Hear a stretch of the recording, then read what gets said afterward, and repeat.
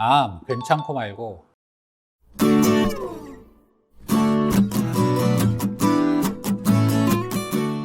안녕하세요. 닥터 이재순의 암과 면역 이야기입니다.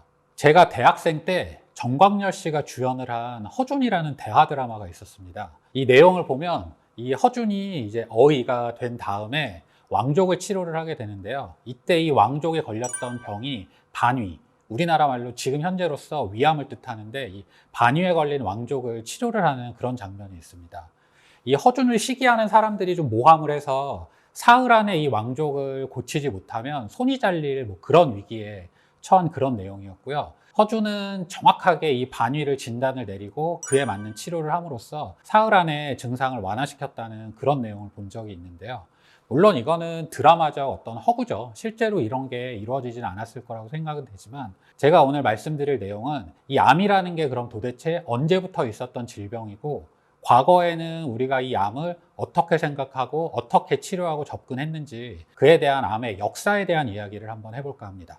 암은 인간한테만 발견되는 고유한 질병은 아니고요. 동물들한테도 많이 발견이 되는 그런 질병입니다. 독일 연구진이 폴란드 남서부에 있는 트라이아스기 지층에서 발견한 고대 화석이 있는데요.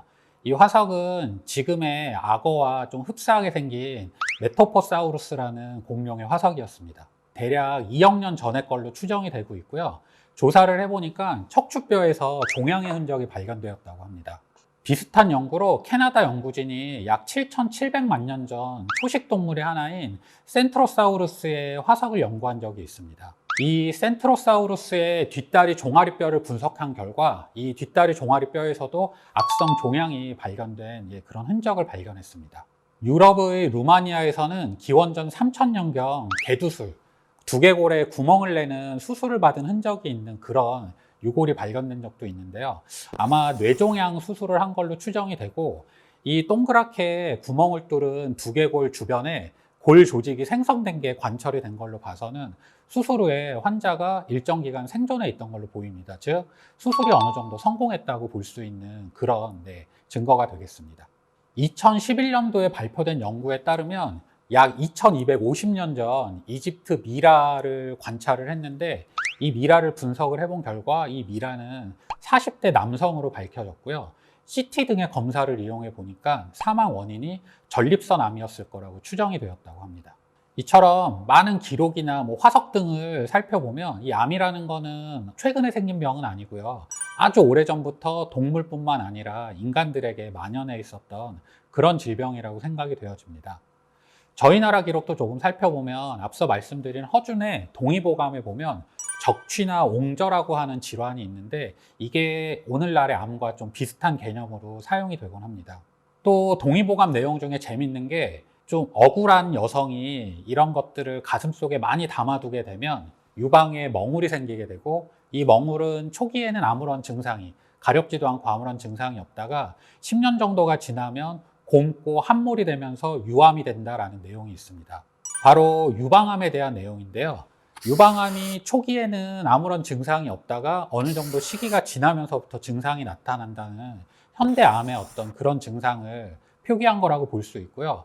거기에 더불어 억울한 일이 많은 여성, 즉 스트레스도 암의 한 원인이 될 수 있다는 내용까지 담겨진 그런 게 동의보감에서 발견이 되었습니다. 1910년에는 세브란스에서 외과 총론이라는 책을 편찬을 하게 되는데요. 이 외과 책론의 종양론 쪽, 종양학 쪽을 보게 되면 암은 수술만이, 즉 외과적 절제만이 유일무이한 치료법이라고 합니다. 즉 이 시기에는 어떤 약물을 이용한 암에 대한 치료는 가능하지 않다라고 생각을 하고, 무조건 외과적으로 절제를 하는 게 유일한 치료법이라고 생각을 했던 거죠. 이후 1940년대에 독가스의 일종인 머스타드 가스를 이용해서 만들어낸 나이트로젠 머스타드라는 화학물이 호지킨 림프종에 효과적이라는 연구 결과가 발표가 됩니다. 즉 이게 최초의 항암 치료의 시작이라고 볼 수 있고요.